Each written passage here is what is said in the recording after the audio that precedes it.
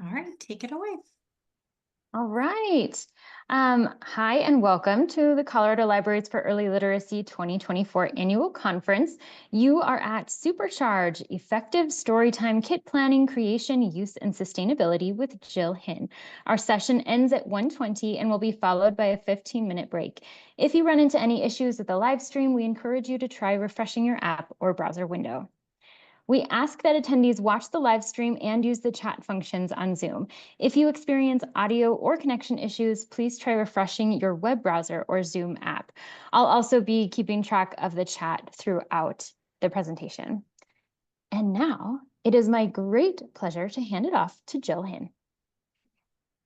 Well, hello. If you're here to see how one library system streamlined their storytime planning process by creating themed storytime kits, to date 211 or so, for use by staff across 10 locations, then you're in the right place. By the end of this presentation, you'll gain an understanding of the steps used to create robust kits for storytime for different ages. This includes the curation process, how the kits are cataloged and delivered to staff, developing a sustainable kit update schedule to ensure culturally responsive titles and themes are included, and incorporating crowdsourced ideas for storytime delivery to continuously strengthen the program. And like they said, my name is Jill Hinn, and you can see me sometimes throughout the county as my alter ego word woman. I like to dress up sometimes for story times. Most of the time, if I'm not dressed up, then I'm wearing a fun hat like today, which I don't know if you can tell. It's a hamburger. Goes with the theme kit that I have here behind me, and I'll show you some of that in a bit. Um, let's see, for the past 10 or so years, I've been in outreach. So I've been mostly out in the community, going to schools and that kind of thing. So that's kind of what I've been doing, as well as continuing to work on the Storytime kits and make them the best that they can be. So we have at Jefferson County Public Library System, we have 10 full service libraries that each offers story times between 4 and 7 days per week, and anywhere from 5 to 20 different story times at each location per week, depending on the size and busyness of the library. To ensure our staff's efficiency, we have meticulously crafted 241 story time kits with 211 unique themes. These kits are packed with books, 5 books for toddlers, 5 books for preschoolers, 5 rhymes or songs, a flannel board, and a puppet. Some kits include fun extras like hats and interactive components. Like I try to get as many hats as I can in all the kits because the kids I visit expect me to wear a hat every month when I come to do their story time. So I'm just going to show you a few pieces of what we have in our eating story time kit, which is where this hat comes from. We have a fun puppet. He's just like a little monster guy. Hello, everybody. And the cool thing about this guy though is that you can feed him. He's got a little belly bag. And so what I like to do with this one, we have our fun little lunchbox from Lakeshore. And it's just one of those components. I say, hey, what would you find in a lunchbox? And then we pull out the pieces and see. And I have some funny stuff in here like chalk, but it comes with some fruit and a sandwich and milk, a carrot. And then the puppet, oddly enough, came with this funny little shaky ball. So I just had the puppet eat all these funny things at the beginning. We talk about, what you might find in a lunchbox. And then at the end, because I typically do preschool story time, unless I'm helping out in a library. And then at the end, I like to show them, like I try to get them to guess or remember what the puppet ate, and then I show them how it works because they like that kind of thing. And then we've got we've got our flannel board and various books, good for preschoolers, fun snack time for confetti. Oh, sorry, the CD fell off. This one comes with the CD. We're still trying to find the best way to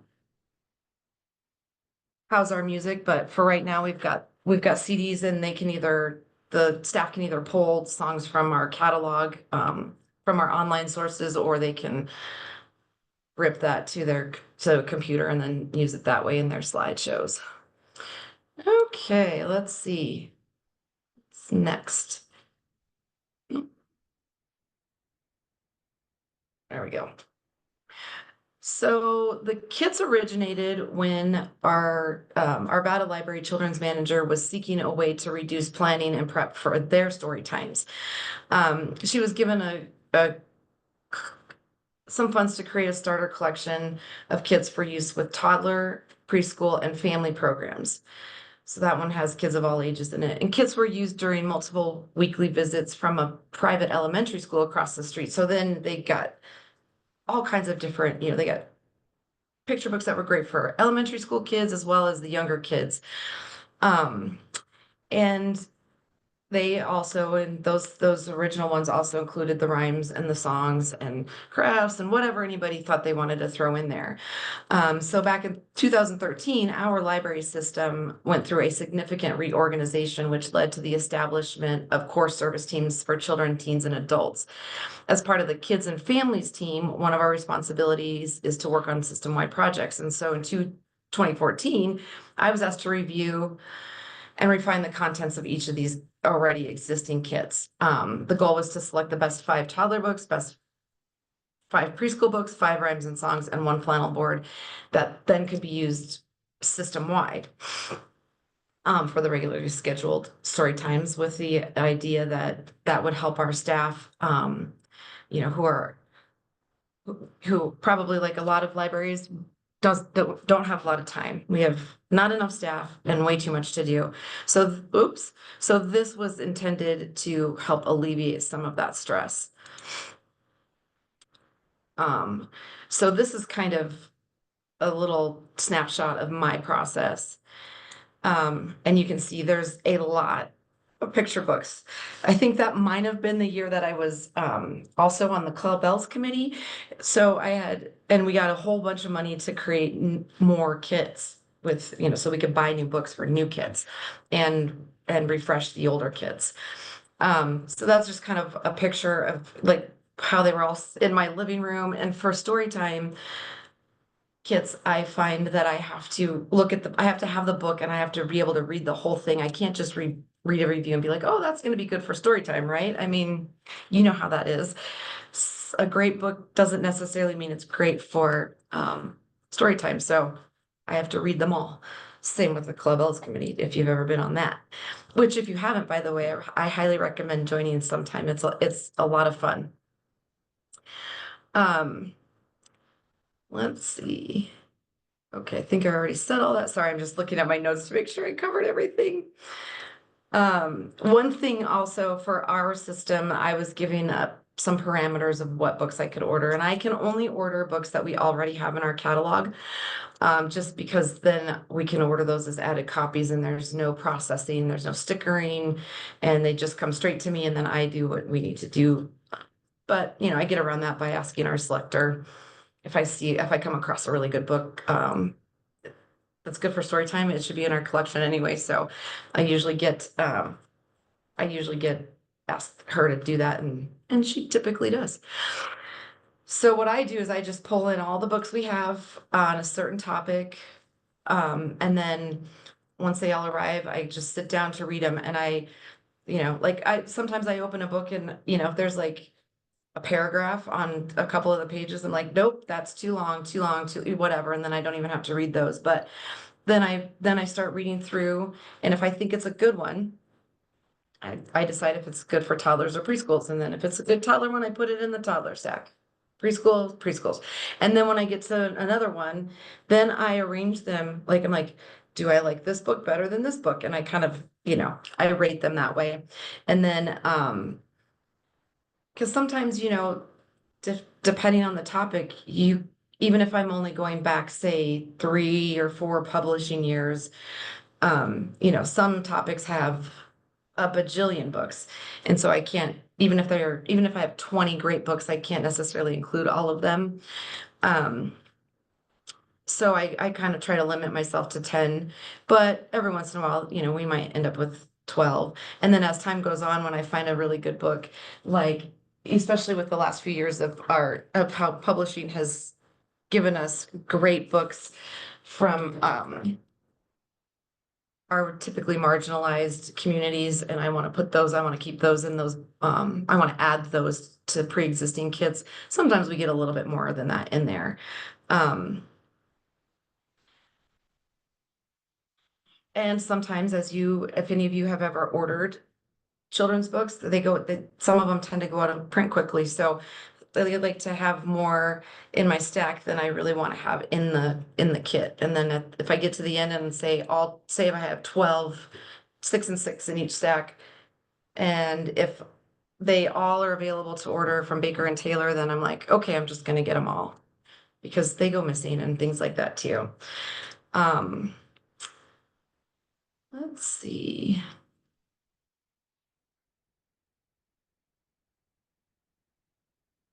I then enter everything into a spreadsheet, which looks like this. I have multiple spreadsheets because I inherited an Excel spreadsheet. I probably would have never gone that route had I started this from the beginning, but I inherited a spreadsheet and everything was all on one big spreadsheet in sections, and doesn't work for my brain. So I made different tabs for the different themes. And then when I was originally going through and adding themes, at one point, some bizarre thing happened and I thought I lost a whole bunch of data, and I was taking an Excel class through the county. So I asked the teacher about it. She's like, well, I've never seen anybody use this many tabs in their spreadsheet. And so she thought that maybe was part of the problem. And luckily I was able to get, my, I was able to find or I was able to recover the content that I had put in there. Um, so I split them up into different spreadsheets. So I have like kit inventory A through D and kit inventory E through whatever. And I can share that later. So if anybody wants to see what we have in each of our themes, you can go ahead and use that. Um, okay, let's see. Oh, and if we would have been in person, I would have handed out a list of all of our themes right now, but I don't have that. And I didn't think to grab it and share it, but I can share that later. You guys can see all that later. Um, this is where this is where they're currently housed, and you can see how I have this. So this is accessible by all of our staff. So say they get a kit, and I'll show you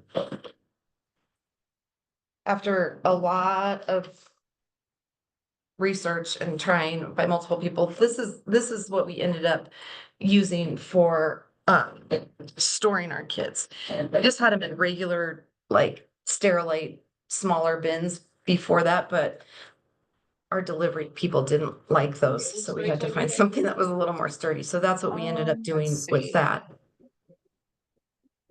I'm sorry, was somebody saying something? If you could all make sure that your microphones are off, that would be great, please. Thank you. Okay. Let's see. Okay, so in 2015, we began also creating scaled down versions of the Storytime kits for our new volunteer program that has allowed our team to expand the number of schools that we're able to visit on a monthly basis for story time. And that's done by one of my coworkers, although we all kind of helped at the beginning getting a nice set ready, but it's kind of based on the same thing. So we have, in addition to our 211 themes, we also, and our 245 or whatever total amount of kits, we also have those. And that's what's in that middle picture right there. You can see they're just in little bags down there. And we have our assistant that sends them out to the volunteers for their monthly story times. And then in 2018, our diversity, equity, and inclusion team made 11 all Spanish kits available for the newly launched Cuenta Cuentos program at some of our libraries. The number of themed kits was expanded during the 2020 quarantine because for the first time since I started working in libraries, library staff had extra time. So that allowed multiple people to kind of help create those and also work on pieces and parts for the English Storytime kits as well. Both the volunteer kits and the Cuento Cuentos kits are managed by one of my Spanish speaking coworkers on our kids and families outreach team. And if any of you were on Club L's last year or the Spanish one this year, you might know her, Karen Walker. So she kind of handles all of that stuff. So our 245 total kits are all just our English ones that are used for staff. All these other ones, I don't know what the total numbers are now, but so we have a lot. And so I just thought I'd share some of my resources with you. Jayberry and Storytime Katie are a couple of my go-tos. I don't use Storytime Katie so much anymore just because we have more themes than she does. But I'll still use that as a go-to for rhymes and stuff like that if I'm making a new kit. I don't make as many new kits anymore either. We're kind of trying to focus on making sure our older kids have more diverse offerings in them and stuff like that, especially, and eventually we're going to run out of space. Our Arvada basement is where they're stored, and there's a lot of space down there, but we're running out of what we've been allowed to use. I also started using the Multicultural Storytime Magic book just to get some um, different culturally responsive rhymes and songs. Um, and if anybody has some favorite resources for storytime planning or, where they like to get different songs, and especially if they aren't rooted in white Christian culture, throw that in the chat. Give us all a little heads up and a clue to make it easier. Um, and then let's see. In 2019, our management team started requiring that staff use these kits as a time saving tool. Um, so that, if you have 10 libraries planning a weekly story time, I don't know how long it takes any of you to plan a story time, but I remember back in the day when we just planned them ourselves at our local location. It probably we took turns doing it in our department, our children's department, when we still had a children's department. And I want to say it probably took a good 10 to 12 hours to pull everything in, go through them, make sure everything on the cart was good, have the flannel board. Sometimes we had to make a flannel board if we didn't have it, find all the songs and rhymes and that kind of thing. So this just kind of was intended to alleviate that. And there was some pushback at the beginning of that process, just because, it is kind of a creative process for some people, and it's a fun thing. You get to see different books, especially as you're going through ones to decide which one's the best, which ones are the best for your story time. But we did try to make it clear that this is just a starting point, right? This is 10 books that, maybe one person, maybe every once in a while I get some input from other staff. And I tend to like the funny, silly books. If you're a person who likes to read calm, soothing books, you're going to have to pull in your own books probably, because there's not going to be a lot in these kits, because that's just not my personality, and it's not the kind of stories I like to share during story time. And so staff are encouraged to find, and also, I like to tell our staff, these are a snapshot in time. So if a kit was created, 10, 15, maybe even 20 years ago, there's not going to be a whole lot of diverse characters or different, showing people different abilities or anything like that in those. And so we definitely want our staff to be pulling those books into their branch and using those if they're appropriate for story time. If there's any users of Sierra in here, we did discover, like, once we started requiring our staff to use these, we realized that we needed to make it easy for staff to request these kits. And the holds process didn't really work for us because, as like a lot of you probably do, our staff tends to plan out their themes months in advance, if not for, I think there's even some of our librarians that maybe do it for the whole year. And then, if you wanted to have that kit and you put it on hold the week before you needed it, you might not get it if somebody else had it checked out. So Sierra, we discovered Sierra has a booking process, which you can then go in and put in your dates for when you want it. And then, and we had to test that and all of that, but it works out pretty well. And that way we have one operations page at our Arvada location who pulls those out. And she said she sends probably 12 to 15 kits every week out to our libraries. And so, that ensures that they're put to good use. And the other thing too is as we're getting into several years of using these and having them being cataloged, now we can go back and kind of take a look at statistics and see, oh, does this kit get used? If there's a kit that hasn't been checked out in 2 years, then maybe that's one we just need to let go, and it's not a theme that anybody is interested in using. So those are things that we can look towards the future, since we have put them in our catalog for staff to request and check out that way. Um, for the last several years, I've been making a conscious effort to include more EDI and SEL books. And if there's any newbies in here, that's equity, diversity, and inclusion, and social emotional learning, whenever possible. It's been fantastic to see publishers releasing more books that feature characters of color, authentic voice authors, and stories that promote social emotional learning. Sometimes those emotions are big and it's hard for adults to handle. So if we can help our kids learn how to handle those, and even if we do it in just our little tiny way in story time, I think that's important. And as well as our library system, that's our culture here. And as I mentioned earlier, these kits are a snapshot in time, and there are a few that have never gotten any new books after their initial creation 10 or more years ago. So those are on a priority to evaluate and update as we move forward. And, we also want to remove any problematic songs or rhymes. For instance, any song that's sung to the tune of 10 Little Indians, as we have come to realize that these things are culturally insensitive. And we have a staff member that has created a beautiful reader's advisory guide that we can use. And I apologize in advance. I don't know. I can see it. Can you guys see that? Somebody give me a thumbs up or a. No, sorry, Jill, we're not able to see Okay, that. okay.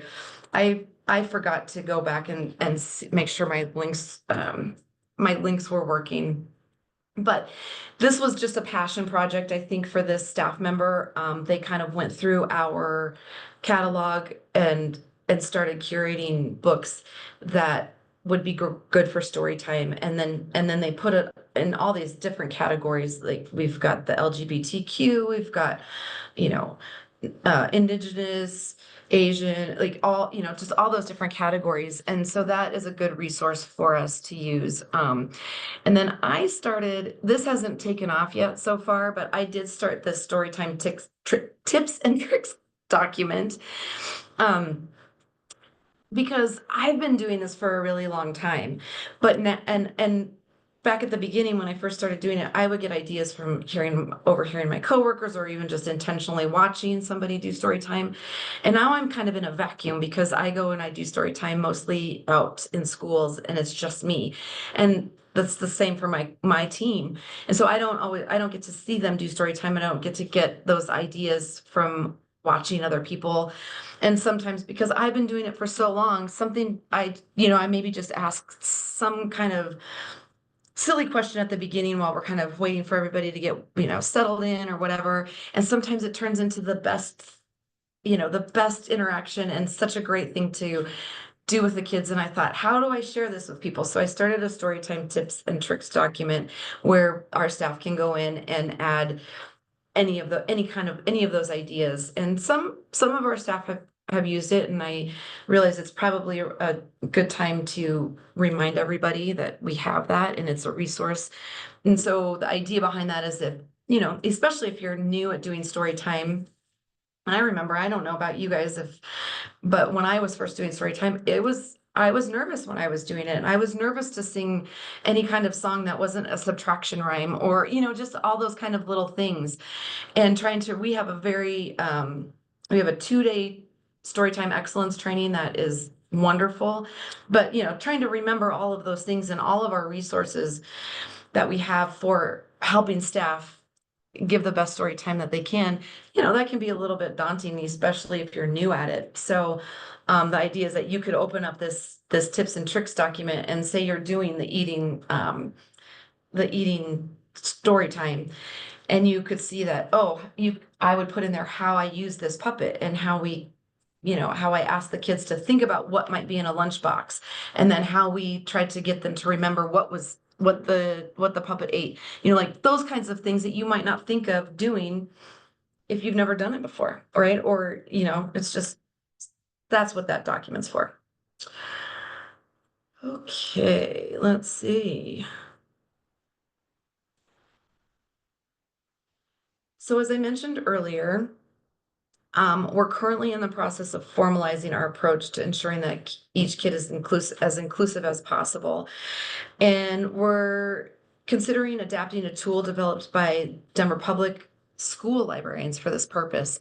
Moving forward, our focus will shift from creating new kits to evaluating the usage and frequency as well, which I kind of touched on already a little bit, as well as the content of existing kits throughout the year, which is a little tricky. I'm only a 20-hour employee, and I'm the only one doing this. I've had a little bit of help when we had an intern for a few months, and she worked on a couple of those kids.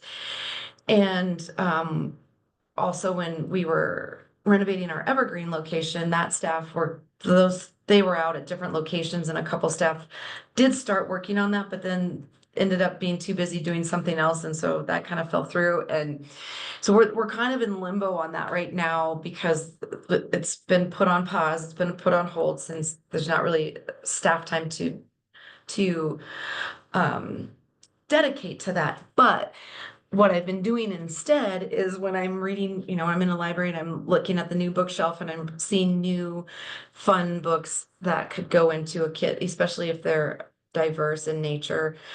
I just put them in my cart on Baker and Taylor to have ordered, and then I just put them in the kit. And if there's too many books in a kit, then I'll find one that's maybe older and maybe not as appropriate for our time now. And I will just take that out and then replace it. So that's kind of where we're at with that. We haven't quite hashed all that out and figured it all out yet, but that's that's what we're working on right now, is we're trying to figure that out.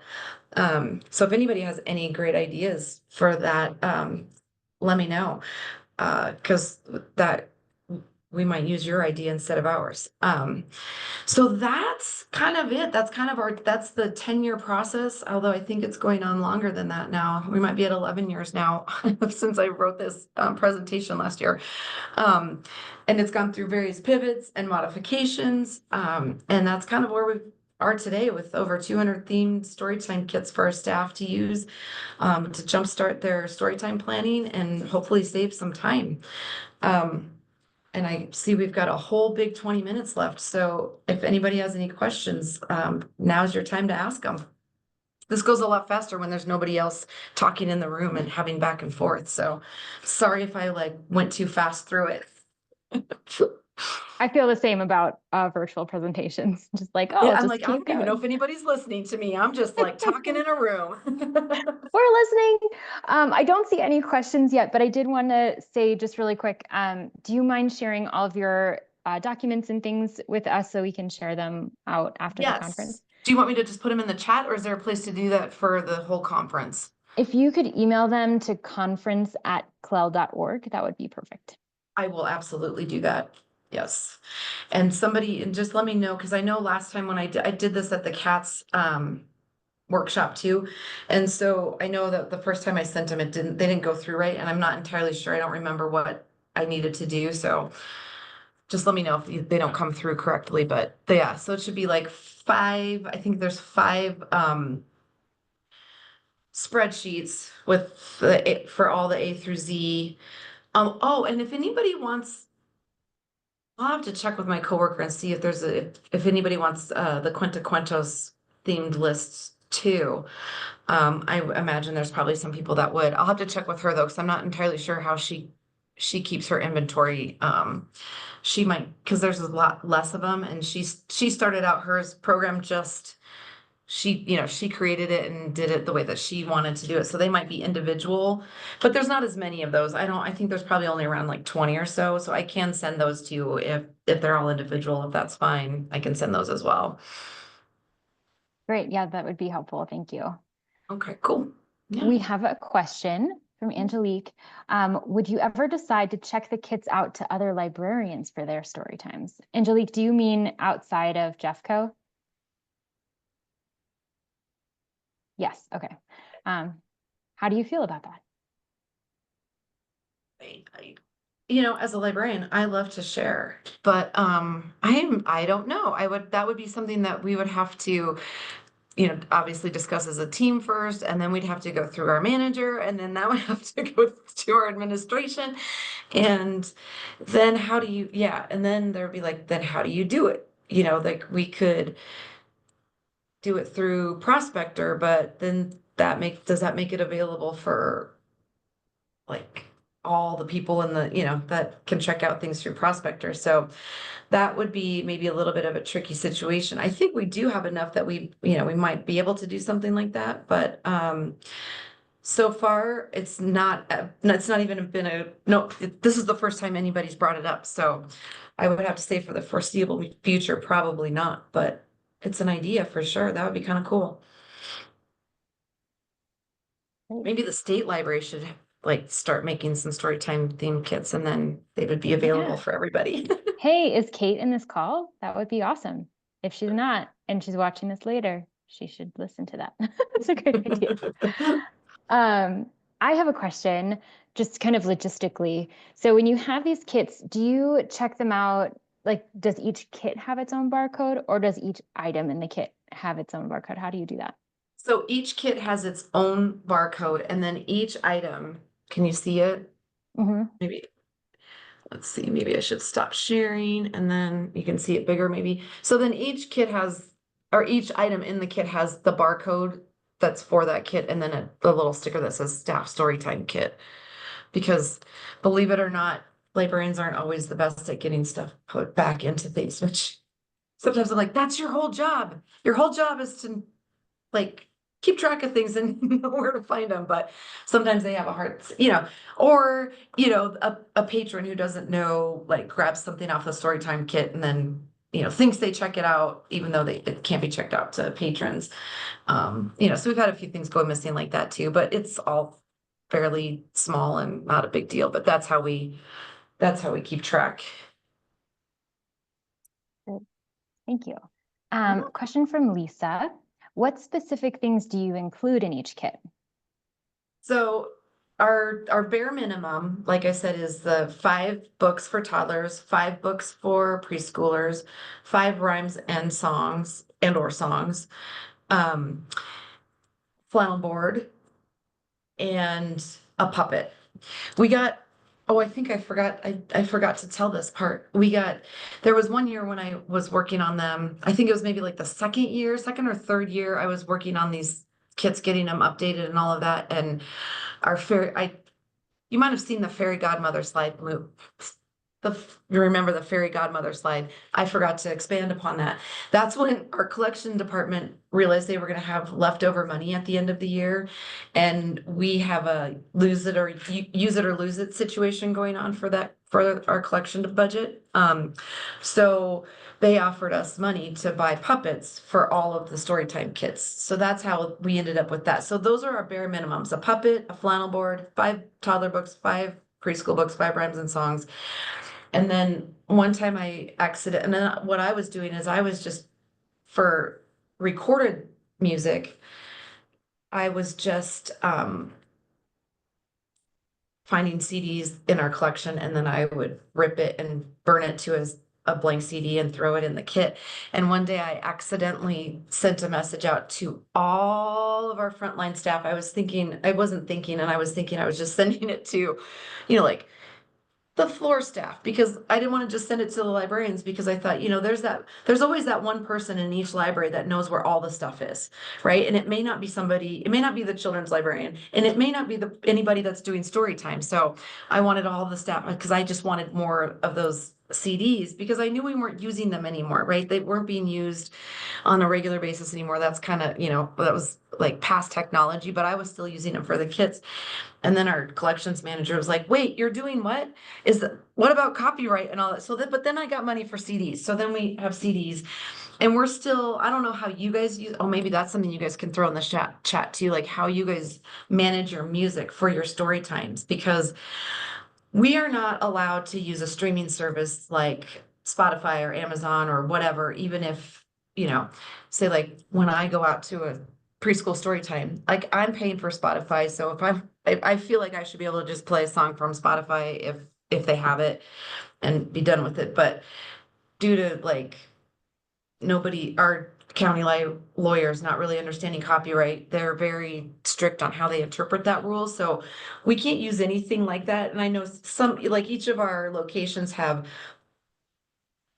like their own music that they've put together in a folder somewhere that their staff can access for their story time slides.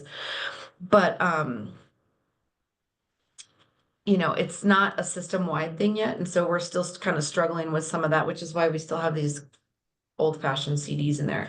And then every year, well, like the past 3 or 4 years, we've gotten extra money again. So that's when, like, I started putting stuff like, oh, our little lunchbox with the fun little things that are fun little things extras in there. And the hats. And that's when I started doing hats too, because I'm like, I don't really need any more puppets, because now that's the expectation. So if I make a new kit, I put a puppet in there as well at the time of creation.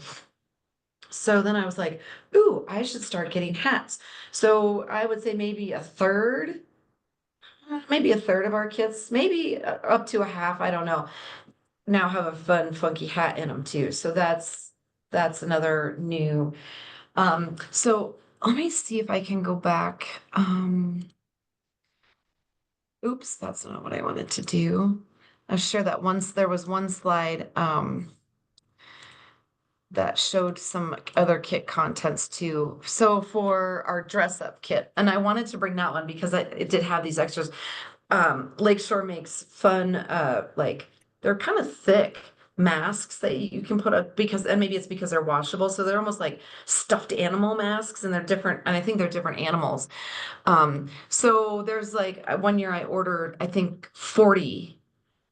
um, 40 of those, because some of our locations get very big groups of kids, and then they can pass those out. Everybody can wear a mask if they want to during dress up story time, and then they're washable, so that because kids are kids, and also we don't want to share germs and all of that.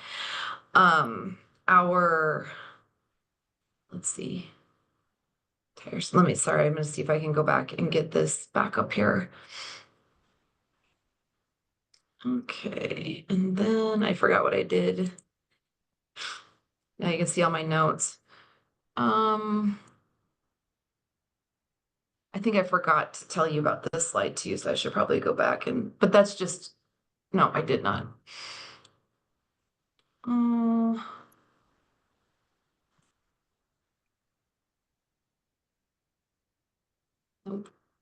oh, this one. All right. Let me go do that.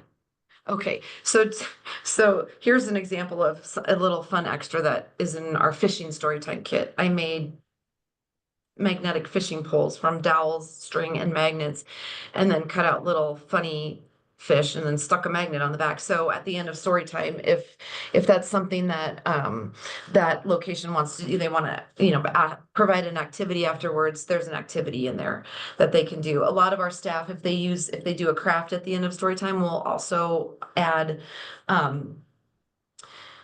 they'll put their leftover craft stuff in there. So the next person, if they're like, oh, I needed a craft and here I can use this one, and I don't have to go figure one out.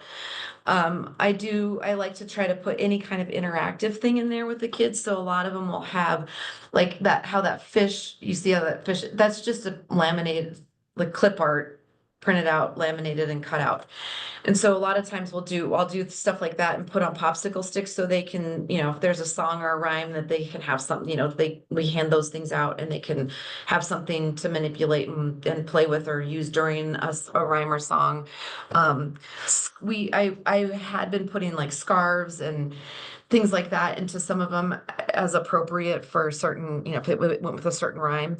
But I've stopped doing that because all of our locations now everybody has a set of shakers and scarves and those kind of traditional things that you typically use in story time. So I don't need to put those in the kits anymore. But if I do come across some other fun extra stuff, like Lakeshore has some other similar things like these that are like more like scientific kits where you can, like there's an ocean one where you can see like a shark tooth and little shells or whatever. And so anything like that, whenever I get extra money, I try to buy stuff and include things like that. Jill, I have a few more questions. I know we're down to about 9 minutes. So just letting you know that there are a few that are coming your way. Okay, great. Do you have an Indigenous Storytime kit? And if so, what resources did you use for book recommendations and tips for selecting reading materials for Indigenous families? That is a very interesting question because I was curating one, and I had the placeholder with Native people or whatever, and that was not what I was going to call it. And then I don't know if any of you ever were on, oh God, it was that Facebook group, Storytime Underground. And so I had all these beautiful books ready to go, and I was trying to find some rhymes and songs that would be appropriate. And I floated a question out there to that group, and I got slammed. Partially because of the name, which I had put in there. I'm like, I'm not going to call it that. It's going to be Indigenous, whatever, But that was also another like, if you have a great name for this. But one of the things some people were saying was that be, because I'm not, and most of our presenters are not Indigenous, that we shouldn't be telling their stories for entertainment or using their stories for entertainment. And so I just I just really backed off of that one. We have one that's called Diversity that has a lot of different cultures in it. I am in the process of making festivals around the world or, something like that. I don't know if that's going to be the name of it yet either, but where I include, like Holy and, a book about Ramadan and Day of the Dead and just some different things like that to kind of fill some of those, fill some of those gaps without having a kit that's just called Indigenous people, whatever. I don't know. I got a little PTSD over that one. So because obviously my intentions were pure and good and I might have made a misstep but like it was, yeah, the response I got was surprising and shocking, especially since I was trying to do something that I thought was good. But so that's the short. We also have one called People Are Different, which is actually celebrating all skin tones. So so we have a couple of things like that, nothing that's specifically for or about Indigenous people, but I do really try to get as many of those books in our existing kits as possible. So there's the long answer for that. Can Okay, I add something here? go ahead, Yeah. Lucinda. This is Lucinda from Fraser Valley Library, Grand County Library District. I am from the Navajo Nation, and I'm trying to put together a lot of different resources regarding Indigenous literature. So I do have some, I wrote down, and thank you for doing your best with Indigenous literature. I honor you for that, and we all have to just come together and just make world, diversity possible, and not just color, but everything involved with diversity. So I appreciate what you are doing and thank you. And I'm hoping that some of this will help in finding Native American literature, indigenous culture. So, what I have here is, there's a great publishing company in Arizona, Flagstaff, Arizona. It's called salinabookshelf.com. And they have a lot of Navajo themed books written in English and Navajo. Lovely. That's a good resource. And they also have learning how to speak Navajo, kind of with Rosetta Stone. So that's a resource. And then we have a great publishing company, which is an imprint of HarperCollins. It's called Heart Drum. And you can go to harpercollins.com and then just look up Heart Drum. And this wonderful lady, she's Native American. Her name is Cynthia Letitch Smith. She's the one heading the Heart Drum, and there's a lot of different books on there that you can use. And there are other books by Native books. It's called flyleafbooks.com, FLYLEAF books.com. And then there's one called King Country Library System. It's American Indians and Children's Literature. That email is, that address is KC, K as in King, C as in County, L as in Library, S as in System, KCLS.bibliocommons.com, BIBLIOCOMMONS. And those are some great resources to begin with. And they have what's called Own Voices, kids' books by Indigenous authors and illustrators.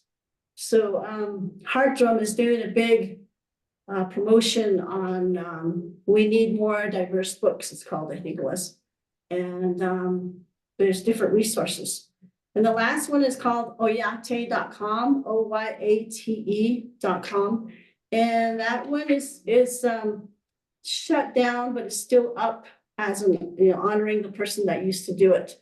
So they have a lot of different videos, some do's and don'ts, kind of ways to teach Native kids. That would be also great. a book resource. So those are some things to start with. Thank you all for all librarians, teachers for bringing awareness to your classrooms and libraries. So thanks. Thank you, Lucinda. Would you mind sharing that information with conference@clel.org so that we can share it out with the participants too, please? That would be great, because I wrote them down, but I'm not sure if I got everything. So that would be great. I'm always looking for more resources.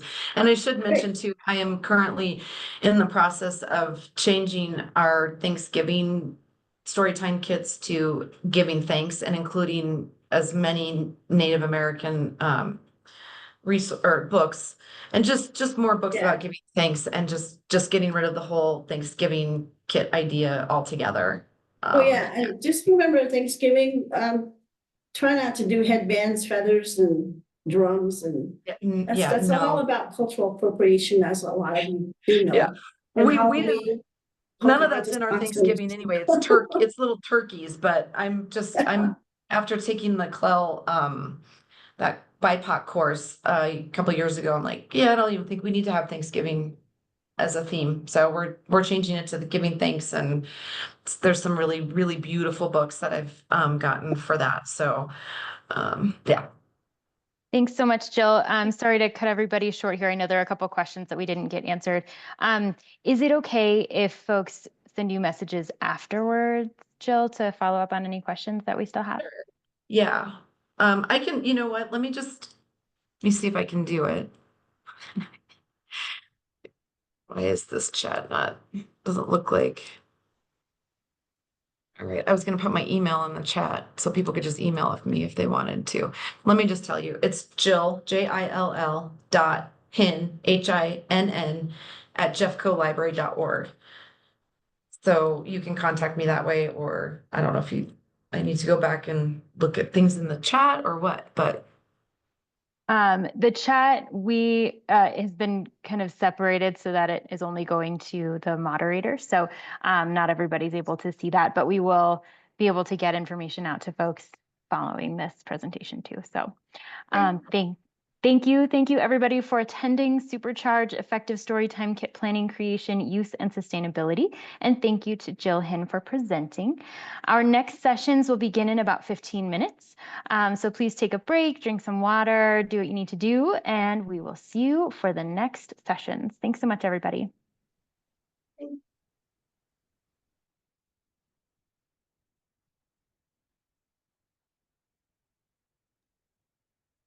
Thank you, Mary. Appreciate it.